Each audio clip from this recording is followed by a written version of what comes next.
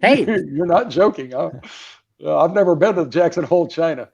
I found out only last fall, and I was like, I thought somebody was playing a joke on me. I had to look it up, and somebody had actually cloned it to the best of their abilities, anyway. Well, I've been in 28 provinces of China, and if you ask a Chinese national how many provinces there are, they can't give you an honest answer. They don't know. So guys, we are live now. I see. okay. Where are we? We're almost at the top of the hour. Why don't we do it? Katie, let's start the show.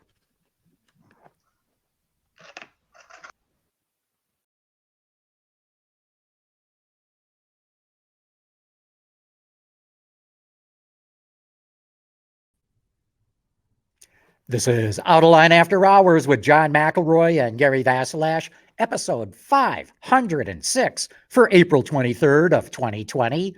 Battery expert Bob Galyen and the future of EV batteries. Watch Autoline After Hours live at Autoline.tv every Thursday at 3 p.m. Eastern Time. That's 12 p.m. Pacific. You can subscribe to this podcast for free by searching for Autoline in iTunes, Stitcher, or YouTube. Autoline After Hours is brought to you by Bridgestone Tires. Your journey, our passion. Gary, how you doing there? John, I'm really well. How about yourself? I'm doing pretty good. No complaints from me. You know, I think we're all anxious to get over this crisis, but we got to hunker in the bunker until this thing's clear to go. You're absolutely right. So, okay, I usually have an anniversary of something that happened today. And this is going to be something that I know that even you're going to be interested in. Today is the 15th anniversary of YouTube.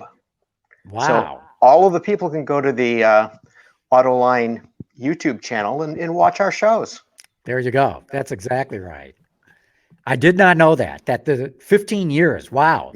How time flies. It does. Hey, we've got to let everybody know that Anton Waldman is joining us today from Seeking Alpha. Hello, Anton. Good afternoon. How are you? Doing well. Where are you calling in from? I'm calling in from my little cabin in rural Wyoming, where I swim with my newfound pets who enjoy spending time near with me. Let's hear. I think we got a picture of the pet that you're talking about too. Let's hear. What do you mean you got a bison as a pet? Oh, Rambo is very friendly. He sleeps outside of my door, and he warms also my front yard with fertilizer.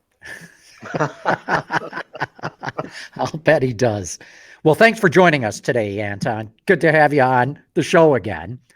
And we've got to let everybody know our special guest today is Bob Galyen. And Bob, great having you on Autoline After Hours. John, thank you so much for inviting me to join you guys today. It's quite interesting to hear some of Gary's and Anton's anecdotal comments, because it's almost reminds me of my times back in China. Hey, and we're going to get into that. We've got a lot to talk with you about today. I want to get into obviously stuff on batteries. You've got an amazing career. We've got to get into some of the background that you've got, especially in battery development. I know, and we're going to get into this too, you're working on some new technology to instantly kill COVID-19 from a sanitizing standpoint. I want to hear about that too. But sure. I know so many of the viewers who are tuning in right now want to know about the future of batteries and where's all that going. So let's kick this off. The big challenge for batteries right now is the cost. They're still so expensive. Where's this going? When might we see batteries in cost get down to the point where they're fully competitive with ICEs, but especially on a mass market basis, not, the expensive luxury stuff, but where it's at the mass market? Sure, John. If you looked at all the predictions that people have made over the last few years, the typical companies that say it's going to be at a cost equity point would be somewhere between 2023 and 2025. And just recently, because of the crash in the oil prices, I'm not sure how that's going to affect, because over the last couple of months, I haven't spent a great deal of time trying to study that.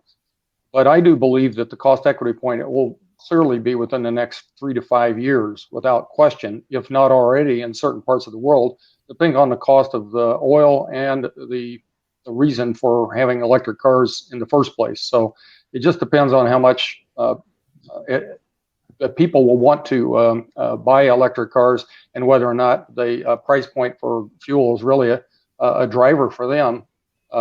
In a slide deck that I used last year at the North American International Power Train Conference, I told the crowd there that I thought that the cost equity point would probably occur somewhere in 2021, 2022, because at that time the oil prices were a little bit higher than they are today. So I think a lot of it has to do with where the market's going and what the driver will be for people to buy electric cars. But Bob, isn't the issue of cost equity based on manufacturing costs, not on usage cost? The manufacturing costs are coming down on an annualized basis, Gary. It's clear that the cost of batteries are coming down, but at this point, I've seen it's almost irrelevant what the cost of oil are for the people that want to buy cars, because depending upon where you are, let's say if you're in China, you're going to buy the car so you can drive it into Shanghai or Beijing every day, because if you're driving a petroleum-based car, you're only going to drive into the city every other day, because if your license plate ends in an even number or an odd number, you drive on alternative days. Otherwise, you have to take mass transit. But if you're in Europe, it might be a different story, because the cost of electricity in some areas extraordinarily high will be a totally different reason why a guy has an electric car. So it almost seems irrelevant to the cost of gasoline versus electricity as to those people that own electric cars, to most of the people that I talk to. So what would be cost parity? I mean, would it be $100 per kilowatt hour that would make it equal to the price of an ICE? Well, that $100 per kilowatt hour number came out of some thinking in Washington, D.C. many years ago. I don't think there's anything magical about $100 per kilowatt hour. The marketplace is flexible. Things go up and down. I can remember when I was president at Magna E-Car, in one fell swoop within 1 month, the cost parity between the euro and the Japanese yen cost me a 25% penalty. So for every battery pack that I was shipping to an unnamed car company, I would ship a $2,000 bill along with it. So there's so many variables within the marketplace that people don't even consider. They always keep on a pound on this dollars per kilowatt hour number, when in fact that thing's like a rubber ruler. It depends on how you stretch it with respect to the cost of oil, the cost of the raw materials that go into the battery. So, some people may think I have a little bit of a radical thinking in that regard, but during my 43 years in batteries, that's the way it's always been. Bob, there was, I think it came out of MIT, a study that said, hey, look, you can't get the cost of the batteries below the cost of the materials needed to make them. And they were projecting that battery costs at the pack level would still be around $124 per kilowatt hour in 2030. So I got to believe a lot of the focus these days has got to be on how do you take material cost out, especially cobalt in the cathode. Is that what you're seeing? It sure is, John. There isn't a battery manufacturer on the planet that isn't working on trying to get a cost out of the raw materials. I do know that companies like CATL has done an outstanding job of improving lithium iron phosphate energy density. Life expectancy is fantastic. Life is great. But most of the car companies still want to stick with an NMC solution because they need that energy density to get the range. But the energy density, current technology, and I'll quote Dr. Michael Thackeray 3 years ago at the NatBat conference, made a comment when somebody asked him the question, what is the next generation battery? He says, advanced lithium. What is advanced lithium? My opinion is advanced lithium is that you start taking these very expensive exotic materials out, learning how to do the packing of the lithium into the crystal lattice in a different way than we've done in the past.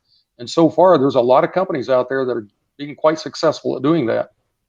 Bob, for the non-chemists among our viewers, could you give an explanation of NCM and LFP, the differences between the two? I mean, it's easy. Okay.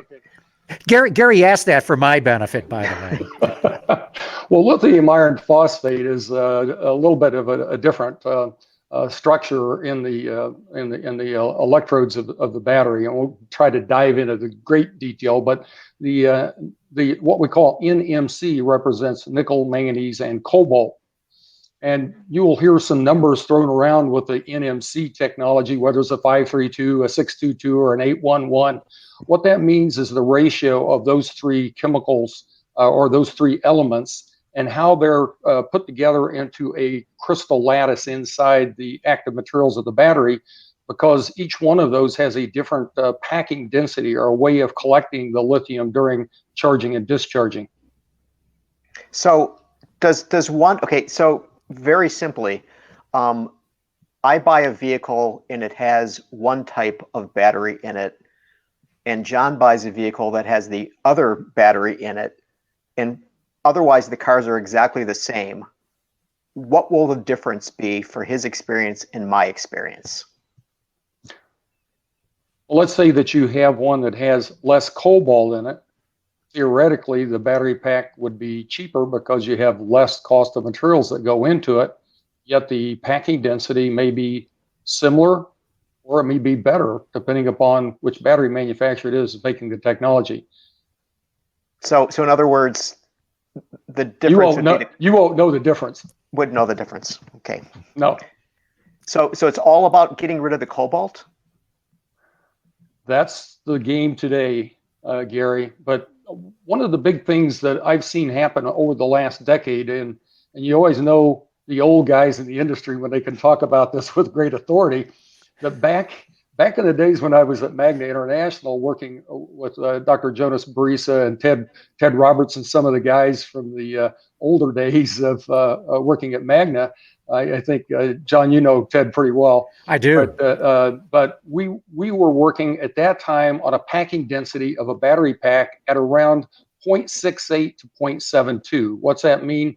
68 to 72% of the pack was packed out with useful components that would actually use to propel the car down the road. Well, today's packing densities, there's many of the battery packs that you'll see today that are over 90%. So there's been a miraculous change in how we're packing out these battery packs. Despite the fact people don't understand what that really means, it's volume is everything to a car designer. Mass is important, volume is important, and the combination of mass and volume are as good as gold. Well, Bob, in that regard, prismatic, pouch, or cylindrical? Well, what do you think is the best way to go, or is there a best way? Well, a lot of it has to do with the philosophy of the individual companies and what they think and how they manufacture their products.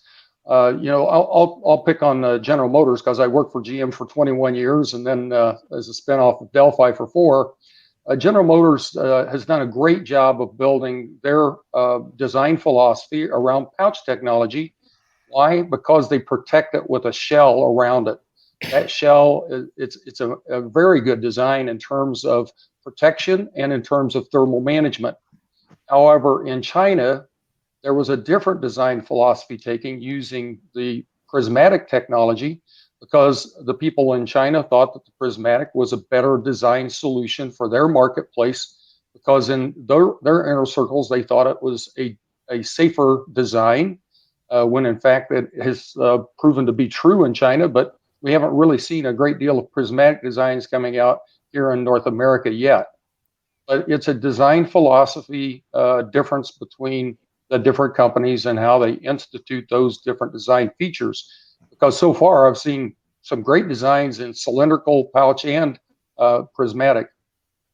So Bob, let me ask you another simple question about this. So basically, when we're talking about these configurations, so you have a pouch, and into the pouch, you basically put the chemistry, or into the cylinder, you put the same materials, and into the prismatic, you put the same materials. So it's basically a packaging exercise, which goes back to what you were talking about earlier in terms of density. Mm-hmm. Absolutely, Gary. You're a pretty smart cracker, I have to say, because you're getting it. You pack every every cubic centimeter of material in that you can possibly fit and stay within the guides of the golden rules. And I think, John, a little bit later, we're going to have a slide that we pull up, but we're going to talk about the 5 golden rules. And those are safety, performance, life, cost, and environmental perfection. Now, safety is always number one in any, oh, there it is. As a matter of fact, it just popped up. There's very few people that sit on my battery standards committees that can get by with a presentation without Bob using this slide. If you follow this golden rule, which was helped contrive by Dr. Jonas Barisa and with Ted Roberts and myself years ago at Magna, that we decided that there had to be some hierarchy. And that hierarchy was, if you follow it with a good discipline, you can be successful in the electric vehicle world. And if you do not make safety your number one priority, you won't make it. But the second one right behind that, which is also related to safety, is performance. And where you're at, Gary, is what we call packing density in the cell. Clearly, those guys that know how to pack the most active material into that cell pouch, can, or cylindrical device is going to be ahead of the other guys, because that packing density means greater range for the car. So to the point, the first point on your list, safety. Anton revels in sending us videos of Teslas that are lighting on fire and burning. Is that the safety thing, or is it the safety of a first responder is going to come get you out of a crash car and they may be electrocuted? I mean, what's the safety? Well, let me address the last comment that you made. There's only one guy that I know of in the entire world that has ever been electrocuted by a battery pack, and it was because he was foolish. He plugged in the fuse block, and then he touched the 2 terminals. We have no idea why he did it. It occurred in China, but that's the only guy that I've ever heard. The car companies and the battery companies have gone way out of their way in terms of safety protocols and devices on the vehicles and the battery systems to prevent electrocution hazard. A guy has to be an absolute idiot to figure out how to electrocute himself on a car today. They just, all the major car companies are fearful of this because it is a concern. I was more concerned about the 48-gallon fuel tank that I had on my Suburban that I used to tow a trailer behind my car with than I am any electric car I've ever helped design. So back to your point, the safety is always first, but performance is right behind it, because without the performance, and I use the examples in some of my presentations, Gary, that if you're on your way on the entrance ramp of a freeway and there's an 18-wheeler coming up behind you at 70 miles an hour, you better make damn sure your acceleration profile for the battery that's paired with that car is adequate, because that 18-wheeler is going to run over you because he cannot stop. Mm-hmm. The second example I use is if your wife is having a baby and you don't have enough energy in your battery pack to get you from home to the hospital, you're going to be delivering your own child. So I think it's quite important, Gary, that it's understood that performance is so closely knit and related to safety that it's almost inseparable. Bob, I've got a question. We talked a little bit earlier about volume, but there's a very different dimension of volume, which is scale, and I mean scale of manufacturing.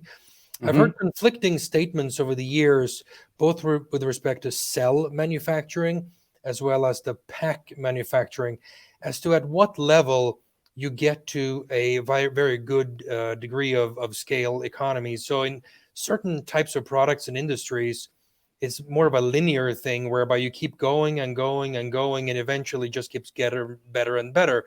The argument has been made, and I don't know if this is, or to what extent it is true, that in battery, either with cells or with packs, because of the extremely high level of automation involved, that you get to essentially all of the scale economies very, very early, relatively so, because there are just few people involved in the first place. Is that true? Well, when we first started up the company called CATL, a large percentage of the product that was being built back in 2012 was being hand built until we started working with a undisclosed German car company that is considered one of the best quality companies in the world. They really pushed us very hard to get to the point where you're talking about, where the level of automation in most battery manufacturing plants today is greater than 99%. So it's always fun for me when I take people through tours on the CATL plants that human hands don't touch the cells unless they're doing a secondary inspection. And that's what we expect our employees to do in some of the manufacturing processes. Machines are great. Machines have great acuity and they have ways of picking up things, but the human eye is still one of the best quality metrics that you can ever imagine, because people see things that machines don't, and it's very difficult to program, the 100th percentile of whatever it is you're looking for into a machine. But still, there's no touching of the product that is manufactured in most of these high volume manufacturing plants today. So, Bob, the kind of question that follows from that is, if the level of automation is so extremely high, and you're getting to that 98 or 99 percentage point worth of scale economies relatively early, then it becomes a question of, does it make any sense to centralize that manufacturing in a giant factory, or are you better off from an overall global risk management perspective to distribute that production into multiple plants in multiple countries so that you don't get stuck with a supply interruption, maybe a political problem or anything of that nature? Well, that's pretty much what the company that I just retired from does, Anton. We don't build what you would term a huge gigafactory. Why? In Chinese law, there is a requirement for fire egress every 60 meters in the building. In the United States, it's greater than that. And I'm not throwing rocks at our own people for not having rigorous safety protocols. But if you have ever been involved in an industrial fire, which I have unfortunately been involved with in the past, you want to get out of that place as fast as you possibly can. Chemicals that are used in making battery manufacturing are typically what we call innocuous type of materials, or noxious materials, one of the two. And of course, getting out is of paramount importance to you, to get out as quickly as possible. If you build too big of a factory, then I'm sorry, my computer keeps dinging on me because I'm getting emails and I don't know how to turn it off. We have a lot of people that cannot run any farther than about 100 to 150 yards to save their own life because they're not in physical condition. So therefore, if you build a factory that is too big, human beings cannot escape as fast as they need to save their own life. So therefore, in at least all the plants that I've been involved in and design reviews and built in China have been built such that we don't have more than a certain amount of gigawatt hours of capacity, and there's physical separation between the buildings.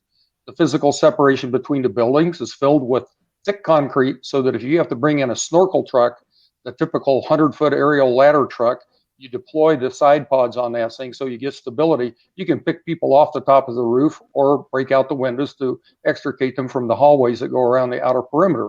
Some factories don't do that. And I'm not going to mention other factories here in the United States that don't do that, but it wouldn't take too much an investigation to find out who those are. My whole point to that is, again, safety is number one, whether it's in product design or whether it's in taking care of the health and the safety of the people in the factories that build these products. But Bob, don't worry about your emails dinging, because you can hear them, but we cannot. Good. Thank you. Sorry, Gary, you were going to say something. No, I was going to go back to Anton's point about the manufacturing strategy, about whether you have a number of smaller plants that would be located across a country or within an area versus a larger plant. Now, if we put safety aside, is there any benefit to one approach versus the other in terms of the manufacture of batteries specifically? Well, sure, Gary. Let's use an example. Let's say that you start out with a manufacturing concept and you want to build, let's say, 80 gigawatt hours. You're far better off building 4 20 gigawatt hour factories with physical separation between them than you are building one giant 80 gigawatt hour factory. Why? Even with fire doors, you can't put a fire door down fast enough to protect the humans inside the building if you have an explosion. It doesn't work that way. It defies the laws of physics, right? So what you do is you separate those with a physical separation. Now, what it does for you, it still puts the raw material delivery on one site. You deliver those raw materials to each of the building in a dock situation, so that you can basically ship product between factories with breezeways between the factories, right? So it's a matter of how you formulate and estimate what your requirements are for meeting your customer shipping requirements, but being able to put these factories in close proximity to each other with enough physical separation to prevent fire transfer or explosion transfer is extraordinarily important. But it does get to the point that both you and Anton are trying to make. You can centralize, and this is exactly why the CATL guys have been so successful, I think, is that they have a localization plan.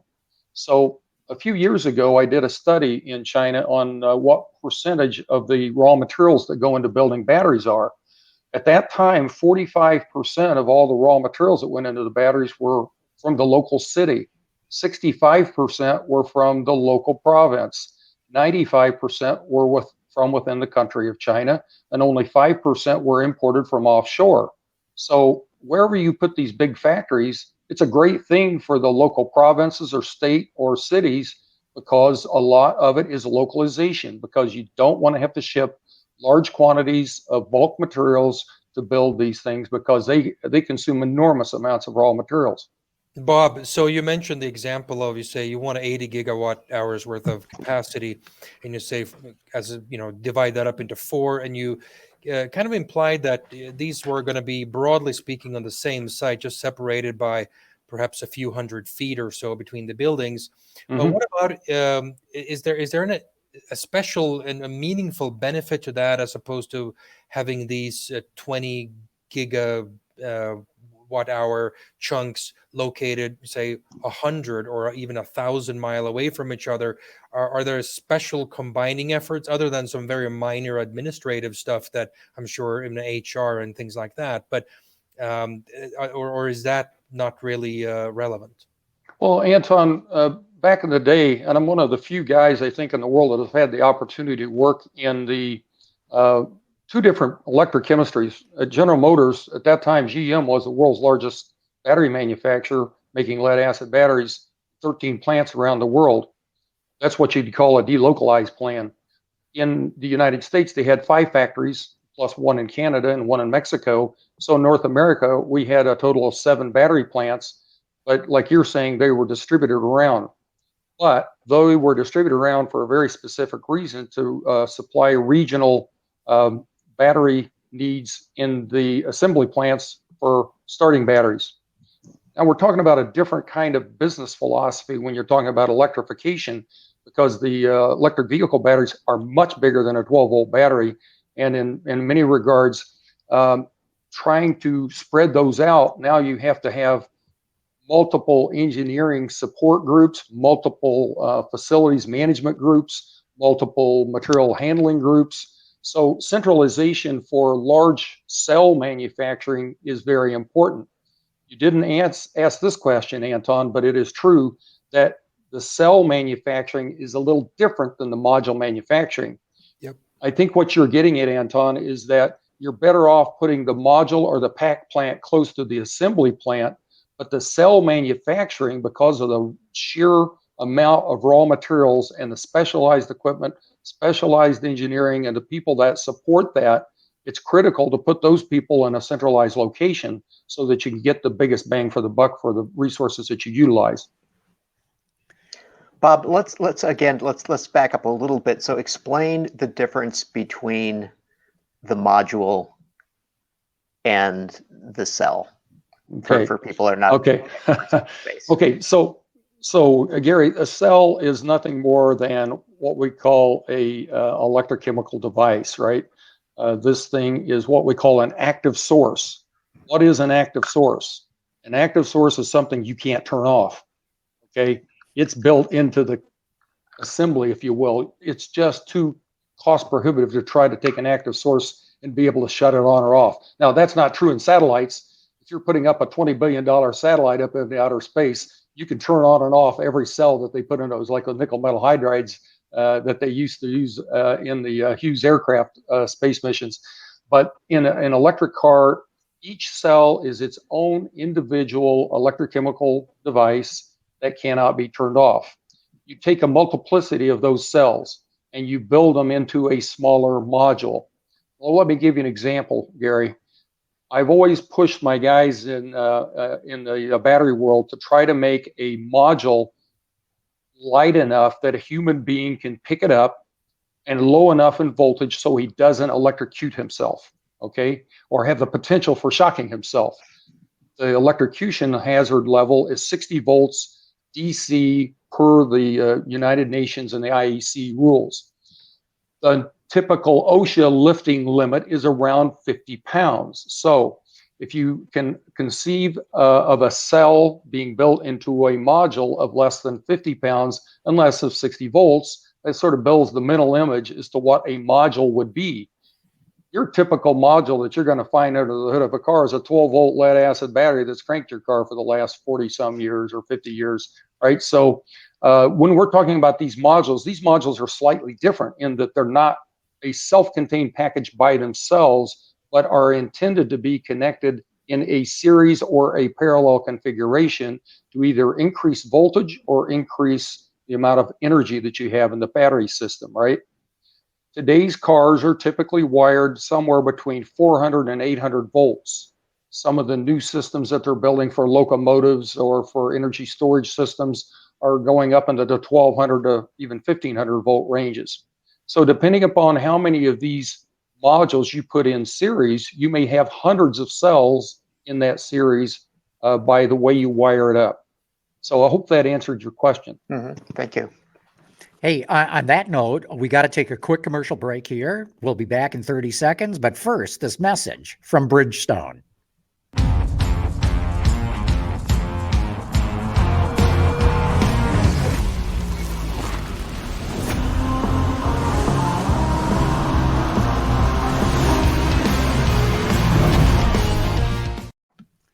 All right, and we're back. And now it's time for Dr. Data. Let's hear it. All right, so you know we've mentioned gasoline a couple of times on the show so far. So I want you guys to put your thinking caps about this. So Katie, please bring up the first question here.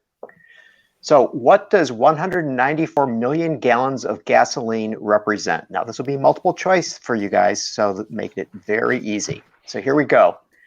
A, gasoline not being produced each day due to the 9.7 million barrel cut that was agreed to by OPEC and other country or other members that are pumping fuel.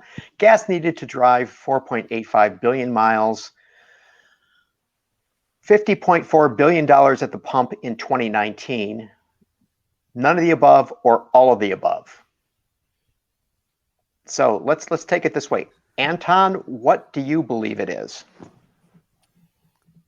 I think it is close enough to all of the above. Okay. Yeah, I'm with Anton on that. Because I Bob? think two of them I'm pretty confident are extremely close. The third one, not so sure, which means that 2 out of 3 yields 3 out of 3 more likely than not. All right, Bob? Well, I'm a little slower than Anton and John, but if I look at 194 million gallons, that if you look at the ratio of petroleum-based fuels to electric-based, it's 10-to-1 ratio. So that would represent roughly 194 divided by 10. So you have 19.4 million gallon equivalent gasoline for electricity. I think it's all of the above. See, and you're all right, but Bob, you're the only one who actually thought of it. So good for you. Yeah, Yeah, Bob figured it out. I just guessed. So Katie, bring up the last slide that shows what the one after this. Okay, There so you go. this is the breakdown.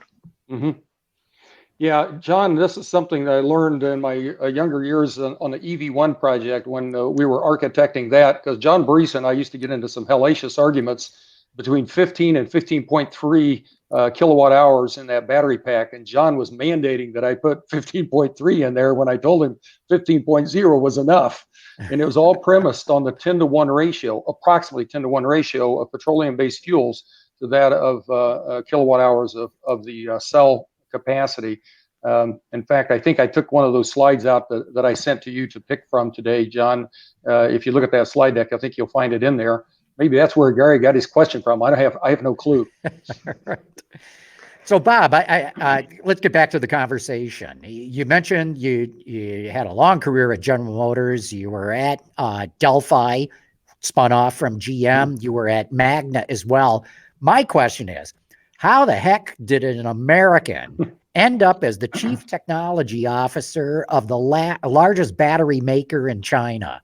Well, it's a good question. I have to go back to my days at Magna when I was having a conversation with my dear friend Don Walker. Don is got to be one of the best CEOs I've ever met. He's a brilliant man and does a great job.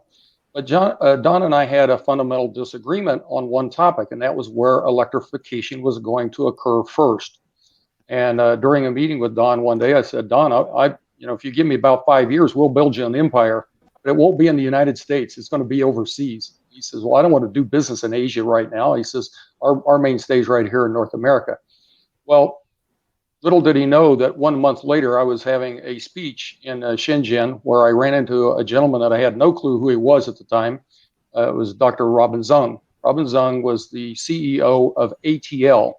Amperex Technology Limited was at that time the world's largest manufacturer of consumer electronic products. And he came up to me and asked me if I would mind having dinner with him and talking about a possible strategy of how we might work together. So we had an agreement the next day after the normal complimentary large drinking party that you have in China.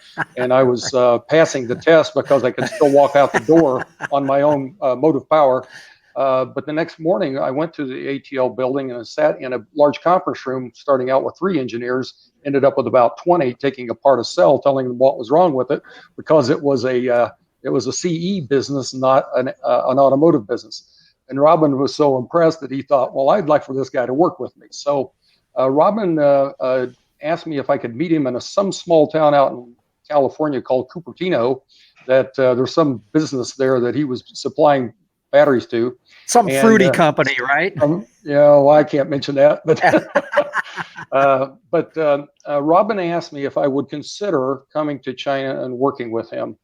And because Robin had such passion and such knowledge of battery technology, I thought I would love to work with this guy, but it meant a lot of sacrifice, taking myself away from my wife and my family for a period of a few years. I had no idea it was going to be 7.5 years. But what was so amazing about that is literally 6 months after I was there working at ATL, we spun out the CATL company, and Robin asked me to be his CTO. And we started that company with 0 revenue. And literally within 5 years, it became the biggest in the world, because Robin Zung is probably one of the most brilliant businessmen that I have ever met. He knew how to work it. Now, what's different about what happened in China than what could have occurred here in the United States? The government was supporting it 100%. They did not invest in the company, but they were supporting it through all kinds of social initiatives, like saying, we have to have electric cars. Little did I know, 4 years later, when I met Premier Li for the first time, Premier Li made a comment to me that still haunts me today. Bob, we lose 1.3 million people a year to respiratory failure. We don't want to lose any more. And the things that you are doing at CATL are bringing back the opportunity for people to have lives. And it's saving us a huge amount of tax overload on medical care, that taking care of these people that have these respiratory failures. So it was quite a testament coming from the second highest leader in China, making that kind of comment about what technology can do to help save lives. Bob, I want to take it back to your General Motors days. So you actually worked on the Impact. Talk to us about that, which gave rise to the EV1.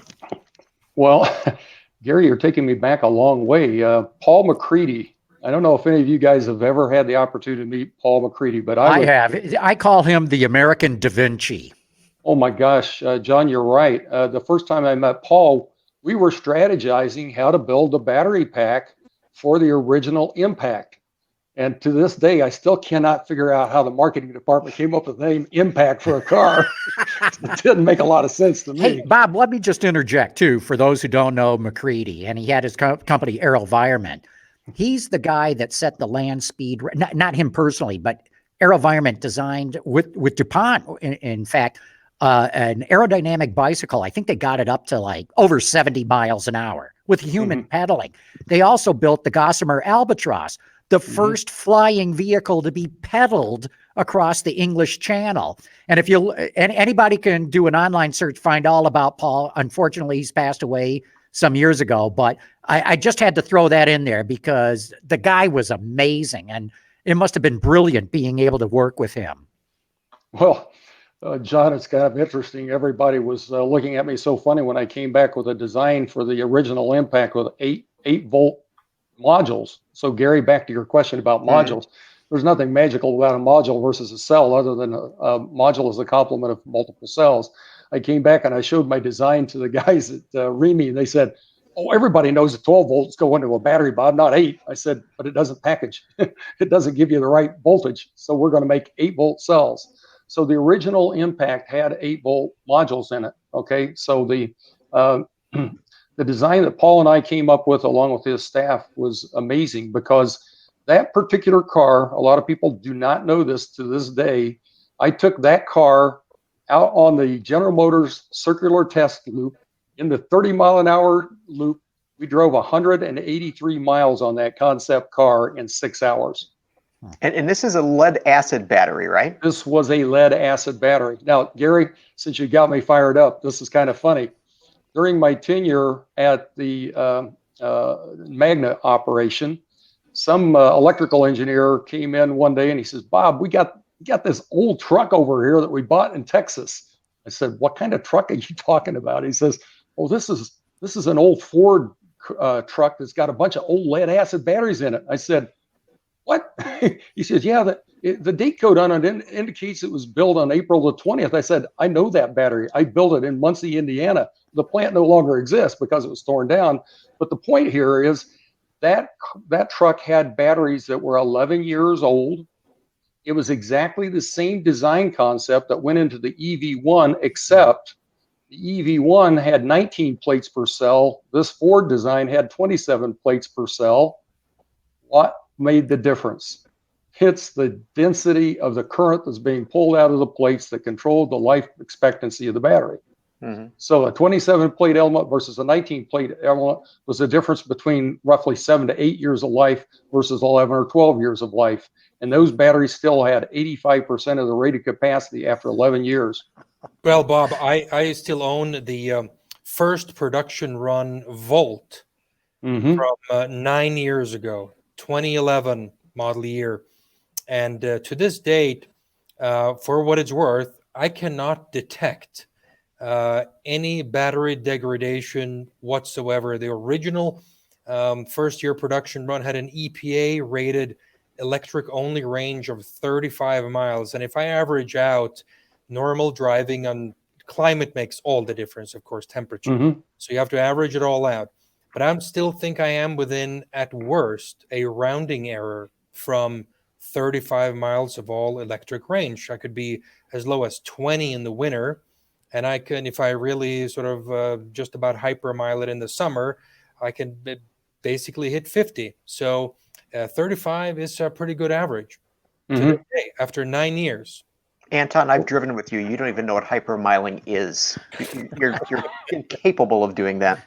I have a wide span testing protocols. Well, Anton, you bring up a very interesting point, and many normal consumers wouldn't know that, but most of the people who are probably watching this show really understand it quite well. That battery engineers understand that depth of discharge means everything to life. The deeper the depth of discharge is, the shorter life you will get out of that battery. About 4 years ago, I was in a conference in Beijing where Toyota Motor Company and Honda Motor Company both had presenters. Those presenters got up and showed in their slide decks that normal electric vehicle users, and it doesn't matter what country they're from, whether it's in Europe, North America, or Asia, 1.4 to 1.6 times more plugging in than what they anticipated that the consumer would use. It means that people take care of their electric cars better than they do their gasoline-powered cars, because when they come into their garage, it's just a normal habit to plug that sucker in and fully charge it every time they can, because they want full range every time they get in their car. So it was a really interesting thing. The other design element of the first generation Volt, which has been tightened since, if you wish, or expanded depending on the perspective, is that if you remember the very first production run of the Volt, it had a 16 kilowatt hour battery where the effective use was 65% only, so 10.4 out of the 16.0.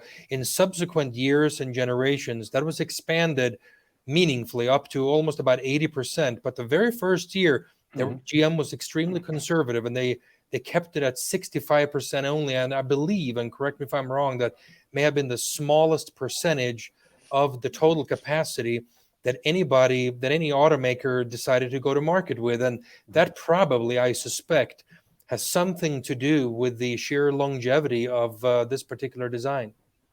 Yeah, I'm sure it was, Anton. And in their defense, they also had a gasoline engine backup, so it didn't matter where they clipped it, right?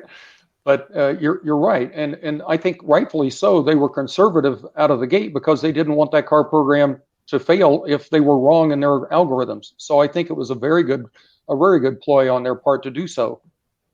So Bob, we've talked a lot about EV batteries here and all that, but you're talking about it going well beyond that. And Katie, maybe we can bring up the picture. Electric airplanes? Are you serious with this?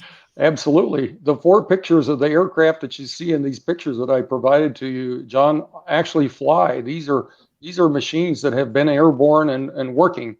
I like the one in the upper right-hand corner because they're one of their chief scientists and technology officer is Susan Ying of SAE fame. Susan and I have become friends over the years. But that airplane has a rear section that articulates the fan so that it propels the plane with a fixed wing configuration through the air. So it serves both as navigational aid as a tail section as well as the thruster, as opposed to the one that's in the upper left. It's a designed by NASA, where if you see all those little tiny black spots along the leading edge of the wing, those are actually deployable fan blades that fold back once the aircraft is airborne, because a very large percentage of the power that is required for these aircraft go into takeoff and then, of course, landing and when they're slowing down.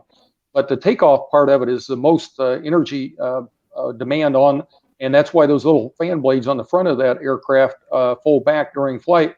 The wingtip fans they found are very useful in keeping and sustaining airspeed. But the bottom line to this is, yes, it's feasible, because the statistics show that regional airports only have somewhere between a 4 to 6% maximum load on them. So regional airports can handle a lot more air traffic, but they also take smaller aircraft. The larger airports have the thicker concrete that can handle the big fuselage aircraft that carry hundreds of passengers, whereas the paradigm here is shifting to a lot more smaller airplanes and getting people from point A to point B at a closer point of destination, because you can land in typically regional airports a lot closer to your point of destination typically than you can a big airport. But the range is the issue with these regional aircraft, in that they typically fly 300 to 600 kilometers in their longest haul. So this would be a great type of aircraft for flying in regional parts of the world where you're not trying to go cross country, but just within a region of the country, right? And presumably then the battery weight is not a problem? Oh, battery weight is certainly a problem, and the design of the battery systems that go into these, again, going back to the 5 golden rules, safety is of the utmost importance. So when you think about what's the altitude that these planes can get to, you don't want to get above the freeze line of what the battery is. Otherwise, you have to put a very expensive thermal management system in. You don't want to put the battery in harm's way by getting into a situation where you're flying in really bad weather, where you you don't have that extra 10,000 gallons of fuel sitting in the wings to fly you around the big thunderhead it's ahead. So you have to use some common sense when it comes to using regional aircraft like this in both the logistics issues as well as the technology that goes into it. And, So and what's- another what's one the too upside? is ships. You're talking about electric ships. I think we got some pictures of them too. Yeah, I think these are kind of cool. But the one on the left is Ellen. She's already working there in Norwegian area of the world, carrying along a 4.3 megawatt hour battery complement. And Yara Berklander is an autonomous container vessel hauler that's going to have 9 megawatt hours of battery.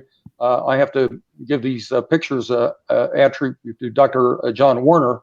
John Werner is a dear friend of mine and also just published his second book on lithium-ion batteries. But he sent these slides to me so that he said I could use them in part of my demonstration. But clearly, battery technology and the slide deck that I used this in at the North American Powertrain Conference last year was electrification. Electrification is occurring in a lot of different markets, and I think, John, I think you've also got the slides showing the construction equipment that I brought back from China. Yeah, we might have that as well. But yeah, your point being is that batteries can go into a whole bunch of different things. Oh, absolutely. I think mankind has an insatiable urge for dispatchability, and the only device that we have today that's really dispatchable is a battery.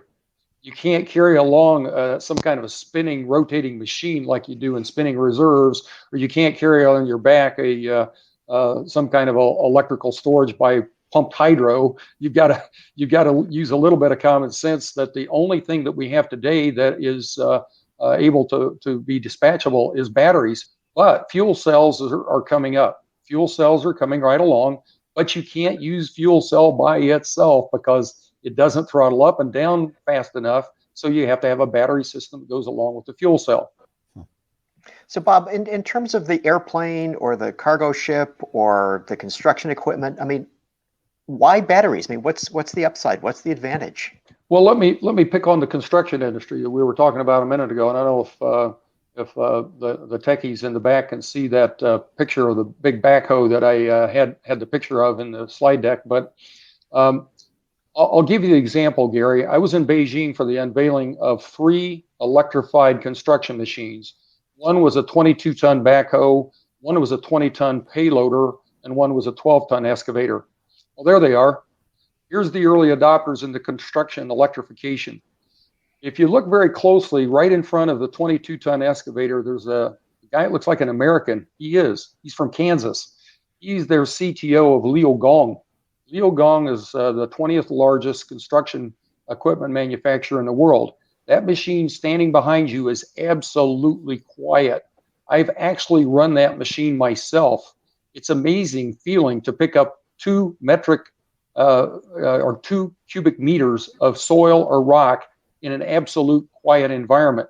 And immediately after we unveiled this big machine, we had a guy walk up to us in full seriousness. He says, I want 1,000 of these things as soon as possible. And the CTO looked at him. He says, what in the world are you doing that you need 1,000 electric backhoes? He says, we are the ones building the Himalayan tunnel under the Himalayan mountains from China into India. Oh my God, we couldn't hardly believe it. Well, why do you need that? He says, because the petroleum-based fuels represent fire hazards to us in 2 ways. One, the fuel itself can be ignited and burned. The second is that the diesel machines themselves, because we use dirty diesel, create embers inside the cylinders. And when they get blown out through the exhaust manifold, if they ignite a gas pocket that the backhoe operator didn't know that he penetrated through, it can blow up the whole tunnel. So there's good reasons why electrified machines are important to construction people, and it's also important from an urban environment. If you've got a whole bunch of these backhoes working in an urban environment, they belch out a lot of diesel smoke, right? So you want to cut down on the pollution in the urban environment by using something that's clean and renewable, like electricity. Bob, in the earlier part of the show, you mentioned something called NatBat. What is that? Well, it's actually a clean term. I'll not disrespect my dear friend Jim Greenberger. He's the executive director of NatBat. NatBat was founded roughly 11, 12 years ago when President Obama was trying to come up with a way of accelerating new technology. And the acronym NatBat stands for North American Advanced Battery Technology. But it's morphed into something even bigger than that, I believe. It's probably the biggest and the best professional trade association in the world with respect to advanced battery technologies. In fact, just within the last 2 weeks, we've had the executive board working on a new strategic plan for NatBat in the key areas of new manufacturing technology for advanced batteries, in the area of recycling, and there's a huge effort in the recycling area, and also in the policy and regulatory side of it, how we can influence governments in making good decisions and understanding how batteries relate to a better environment and a better social environment, so to speak, for businesses. And then the last is a marketing campaign. What do you do in terms of understanding market application and needs, just like these giant backhoes and the payloaders that are electrified? So NatBat plays a very key role. In fact, all of the major car companies in the United States are members of NatBat, along with many of the people who are probably listening in today, are key players in this market. This particular association, I have to hand it to Jim and the people that have run it, have done an outstanding job of representing our industry.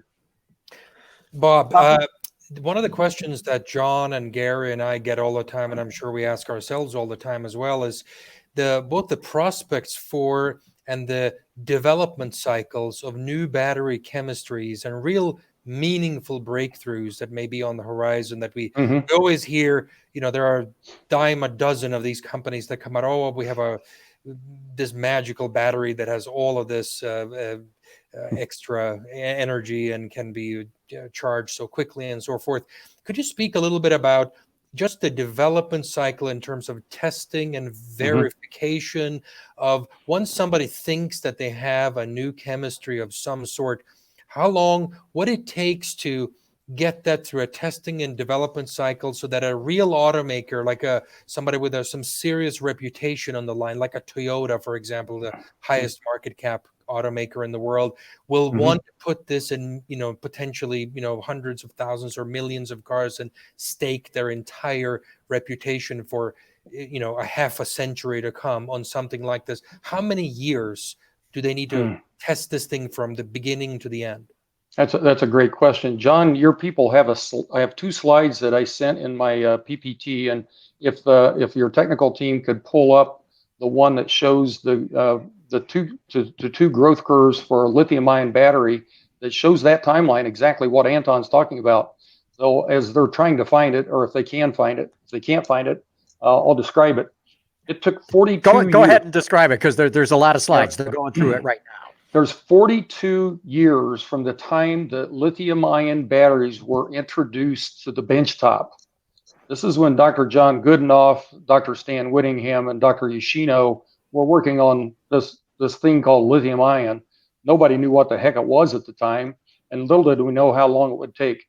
42 years from the time that it started to the time that it was what we would consider adopted, which Dr. John Warner, again, John helped me put that slide. There it is. That slide tells it all. What was that time frame from when the 3 Nobel laureates started working on this technology back in the 1970s? How long did it take to reach a widespread adoption? Because within about a 1 to 2 year period of time there, General Motors, Tesla, and Nissan all came out with their new electrified vehicles for widespread adoption consideration. It wasn't until about the year 2016, 17, 18 timeframe that we actually had over 500,000 electric vehicles on the road.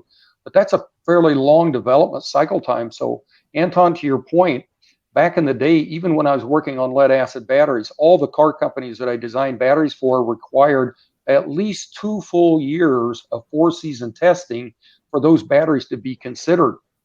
Well, in today's development cycle, we've sort of figured out how to shorten that up just a little bit by using great math modeling and looking at and taking better risk assessment models to be able to speed that to market.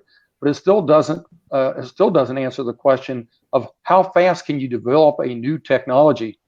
So many people keep talking about the solid state battery that's supposed to be the revolutionary thing that's coming down the pike. I even challenged Dr. John Goodenough on this 2 years ago when he was at the NatBack conference to receive his Pioneers Medallion Award. And I was so blessed or honored to give him that award myself. I said, John, I don't believe you. I don't think you can get there that quickly. And he says, oh, we'll get there, Bob. I said, yeah, but in whose lifetime are you talking about, John? Because I'm not sure that the technology that you're working on is scalable yet. And Anton, to your point, a lot of good benchtop technology works in the laboratory, but trying to scale it up and put it into large production operations like you see at the Panasonics, the CATL, the LG Chems, all the big battery companies, those guys put years of development effort into manufacturing processes that give you high quality technology in the better than parts per million failure rate. I don't see that today yet in some of the technologies that people are offering in batteries. Some of them are calling them solid state, some of them are not. Some of them are quasi solid state, but the manufacturing technologies are yet to be proven yet. Yeah, I mean, Toyota built up its reputation, you say, starting in the 60s and sort of exiting the 1980s. They were considered a quality company, and now they're being asked at some level to stake their reputation, which they know can be lost almost overnight by some minor little thing. And every step of the way, in terms from the chemistry to the cell, to the verification of this, to withstanding all the environmental hazards of an automobile driving around at every type of climate and shaking and baking it in every which way. That's a big gamble. You really have to be 100% sure before you dare staking your company's long-earned reputation on something like that. Well, Anton, you bring up an excellent point. There's two case studies that you can go back in the not too distant past. If you look at the Boeing 787 battery situation, that's one example. There's some particular cell phone company over in Asia that had a little bit of a problem with cell phones igniting.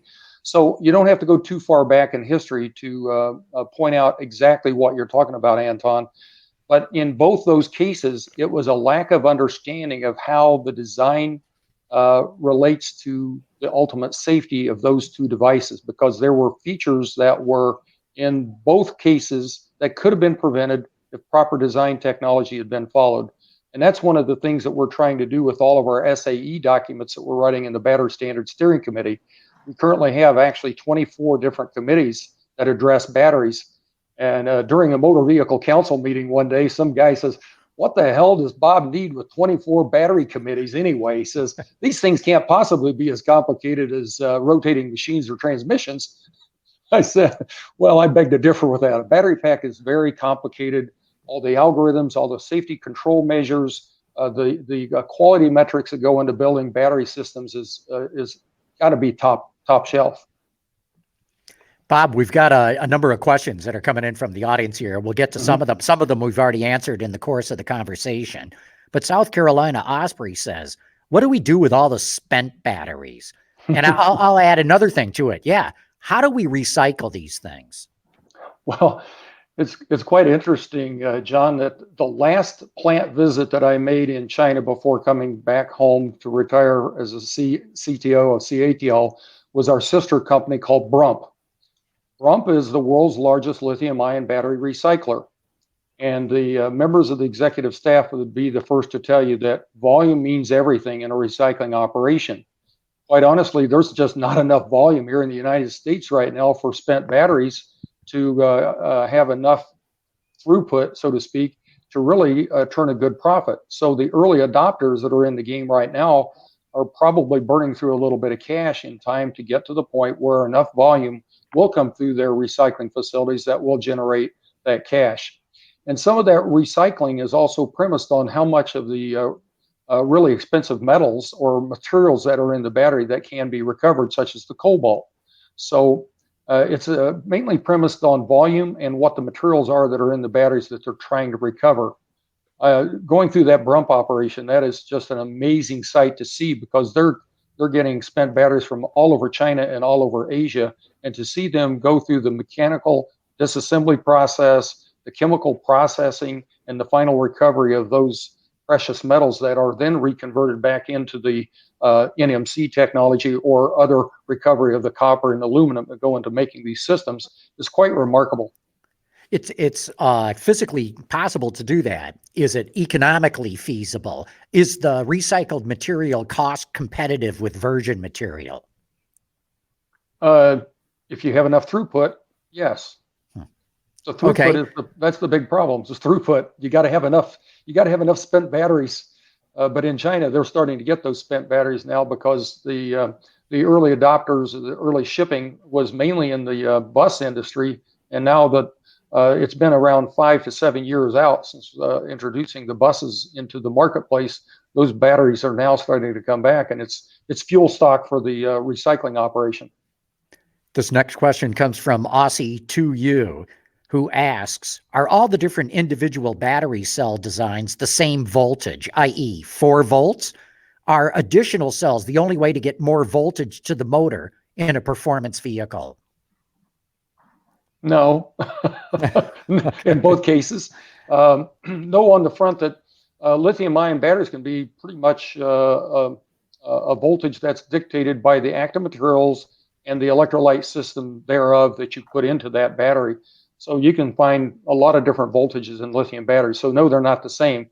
But to the second point that the questionnaire was asking, is that voltage can be controlled by the number of cells that you put into the series stream.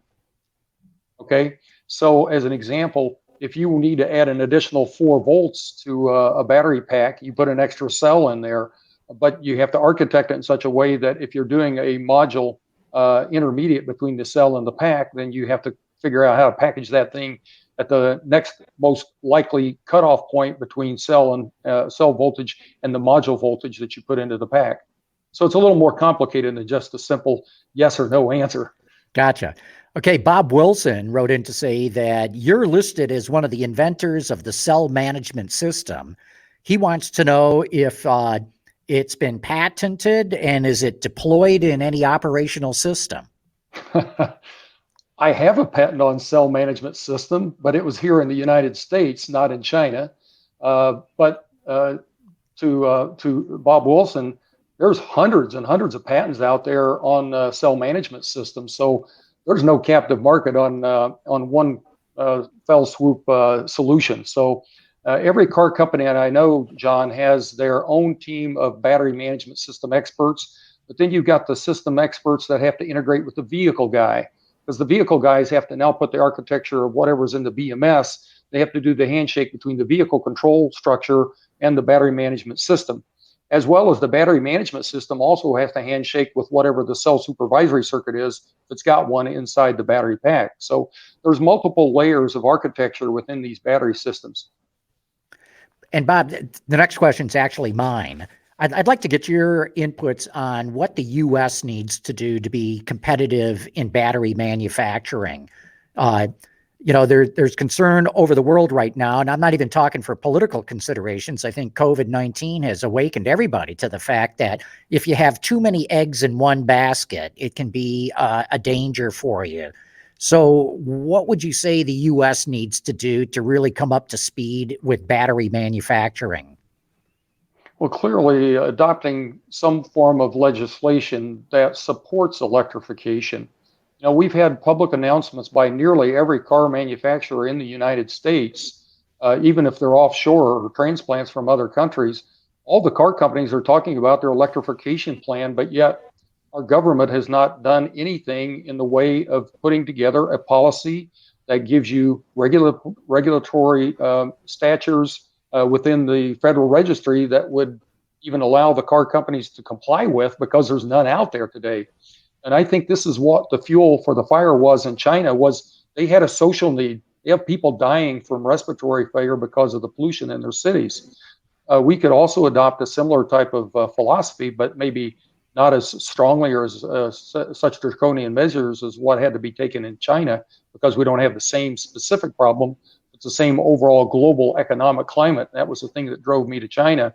So I wanted to help the world by taking my skill sets and putting it into an environment where I could make a difference in the world. And certainly we did that. But for the United States specifically to adopt a new manufacturing technologies, this is why the committee at NatBat is so important to me, is that we're putting together those philosophies that are needed that can then be put into the regulatory and policy committee, that we can then push that into Washington, D.C. to try to push this. And this is why I think Jim Greenberger and the NatBat organization is so important to our industry right now, to make sure that we get that policy and regulatory stuff under our belt so that we can get the manufacturing started. That will fuel the economy in the United States by no measure that I can think of, like it did in China. But Bob, we have a factory in Nevada, which I swear its chief founder and chief visionary has claimed is larger by itself than all other battery manufacturing on planet Earth combined by a significant factor. Are you suggesting that this is not exactly the case? Anton, let me put it this way. I think Elon Musk has done a great service to our world in what he's done for electrified vehicles. But a man that's working on spaceships and working on cars and the things that he does on a daily basis, I don't know how he keeps his sanity, but he is not correct. There are battery manufacturers that are larger than Tesla's battery factory, not because they're under one roof. They are distributed out in lots of areas.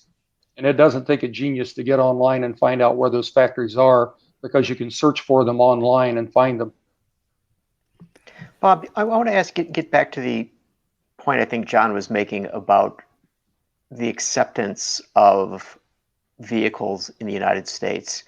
There are not enough to make it viable for recycling. There seems to be very little interest on behalf of automakers in terms of, really amping up, because the consumer just doesn't seem to be that interested in electric vehicles. Is there something that you believe the electric vehicle provides technically that would be advantageous for the average person to go out and want to buy an electric car? Service. Explain. Okay, what are you gonna change on an electric vehicle? You don't have to change oil. Yeah, you got to put windshield washer fluid in it every once in a while. Most of the bearings that they use in the wheels and most of the electric retracting brake pads are far more efficient than the old mechanical brake retraction systems. So there's a lot less maintenance on an electric vehicle. So the total cost of ownership for a person is going to be much less than that of a petroleum-based vehicle. When you look at the fuel costs of here, at least here in the United States, I won't talk about Europe because that's quite a different story. I think, but I guess the point here, Gary, is the total cost of ownership. If you were able to buy an electric car at the same price that you could buy a petroleum-based engine, on a cost parity, you would have less maintenance required, just because there's less things on an electric car to break than a rotating motor type of combustion engine with a transmission engaged. I thought you were going to talk about torque. Oh, let's not go there. Yeah. Because that's John, it's interesting you bring that up, but torque is what I talked to my buddy in Cincinnati about on the locomotives that he's working on. If you can imagine, you were talking about earlier adoption of electrification. The railroad industry is getting back into the game again, much after the fiasco that occurred back in the year 2004 through 2007 with the green goats that were purchased by at least 4 different rail companies. Those old green goats were doing a great job out in the rail yard, but the design was much like the 787 or the cell phone example that I used earlier. It was a great idea. They were working fine until they got to the point where they're all burning up because of at least 6 different reasons, because I did the analysis on the root cause of the fire investigation for the green goats for rail power, who's since gone out of business. But that's resurrecting again, John. But if you can imagine having a what they call the yard dogs or the switchgear locomotives, those are now becoming electrified just like a car. They're putting on deck anywhere from half a megawatt hour to a full megawatt hour, if not more, on these locomotives, either with a charging system that is coupled or decoupled by using wireless power transfer at regional locations within the rail yard. So the whole concept of torque is very important to the rail guys because you get 100% torque at 0 RPM with an electric motor. And this is why it's so important for the rail industry to start thinking about that, because the amount of pollutants that is emitted from one of those yard dogs in one day is 176 times that of a normal diesel engine on a tractor trailer pulling a hauling load down the street. Okay, so this is really important for our climate and for the pollution factor, not only for the P2.5 particulates, but also for the CO2 emissions and the NOx emissions, because they burn dirty diesel in those locomotives. Yeah, that's right. I think we're getting close to wrapping this up. Anton, a last question? No, I think, the big question in terms of EV adoption, since this is sort of the end product of where this thing is going, is really a speculation of where the various incentives, subsidies, and mandates are going. I think that if you have a situation where there are no subsidies, mandates, or other incentives, whether you're in Nebraska, Nigeria, or in Nepal, the natural adoption rate at current cost is like 0.1%. So if you just plot where the incentives are, you know exactly where the demand pockets are. I mean, whether it's in Norway, where the tax on non-EVs are 125%, or some other geography where you get other special benefits, such as in China, where you can only enter cities on certain times or at all. That's a huge benefit, and various other tax advantages in various countries in Europe and elsewhere. I mean, you can see exactly when the sales volume spike and when they ebb out if those incentives go away. So I think that, predicting, we all get the question, where are EVs going to be in, say, 5 years from now or whatever. And I always tell them, if you can see exactly where the incentives are, you can game this very, very well, because it's not so much a speculation of where the technology is going. I think we have a pretty firm grasp of where that goes within a 4 to 5 year period, but where nobody of us can really guess with any degree of accuracy is where the subsidy and incentive and mandate level will stand in the various countries and geographies. Yeah. Well, John, if any of you guys have some good ideas of where we want to place our bets as far as what we go tell Washington, D.C., I'm all ears. So you guys have got my email address. Please send me that information. John, I'm really quite surprised you haven't asked me about the virus. Oh, God, boy, I'm glad you brought that up. Tell us about what you're working on there, because that is fascinating. Well, right up the road from you there, I think in Madison Heights, is a small company called Tigris, and they're working on a new hydronium chemistry. And just within the last week, we have found out that they have a solution that can actively kill the COVID-19 virus.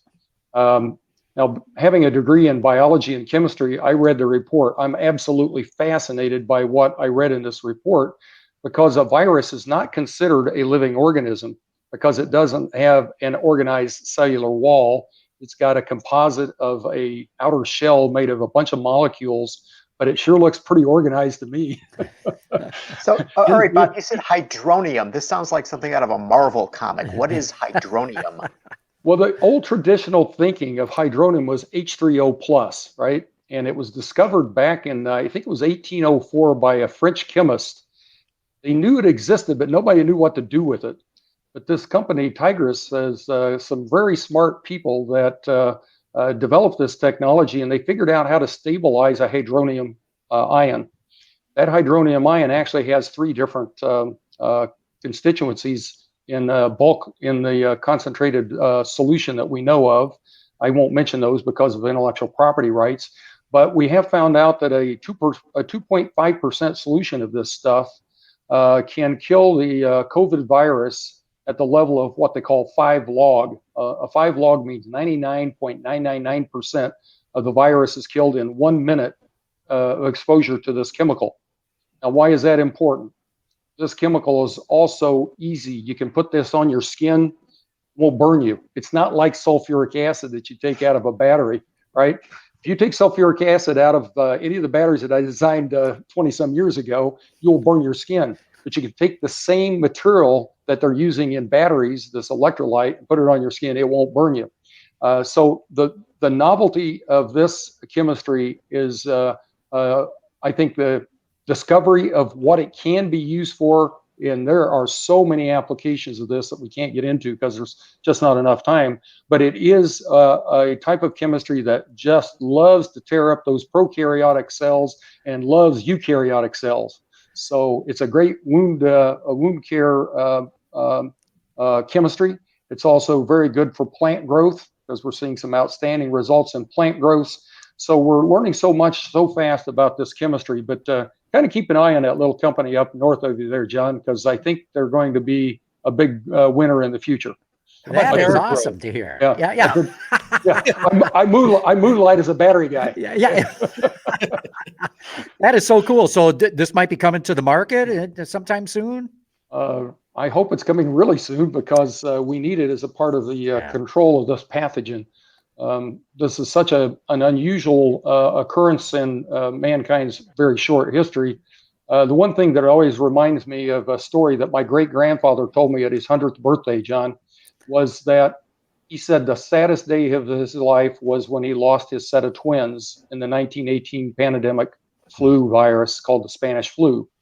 And that has always haunted me to think that a father not lost one child in one day, but two of the same debilitating pathogen reminded me of where life really needs to take us down the path of trying to help other parts of mankind by helping provide the knowledge that you've got in a way that can help value people in a different way.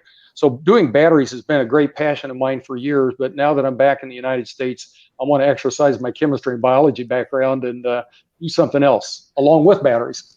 Yeah, no, that's awesome. What a great story. And I will keep an eye out for that company. Okay, great. Well, look, with that, I think we're going to wrap it up. Bob Galyen, thanks so much for coming on the show. Very interesting. All the battery talk, your own career, your work on COVID. Good stuff. Yeah, it's been an exciting life, I have to admit. So I have to say thank you to my wife and my family for putting up with the long hours of work and the dedication to try to help mankind out is not always that easy. Yeah. Anton, great having you on the show. We'll cut you free now. You can go out and pet Rambo. Yeah, he'll enjoy it. Can you ride him, Anton? If I have to isolate a little bit longer up here, I may just try something desperate like that. But for now, I stay on the careful side. Okay, good. And Gary, always good seeing you. We'll do this again next week too. All right, John, take care. Okay, thanks everybody for having tuned in. Thanks, John. Thanks, Gary. Thanks, Anton. I appreciate the questions. It's very good. Have a great day, guys. Thank you. Autoline After Hours is brought to you by Bridgestone Tires. Your journey, our passion. Visit our website, Autoline.tv, where you can watch us live Thursday afternoons. Get your daily fix with Autoline Daily and in-depth analysis and interviews with Autoline This Week. There's all that and much more at Autoline.tv.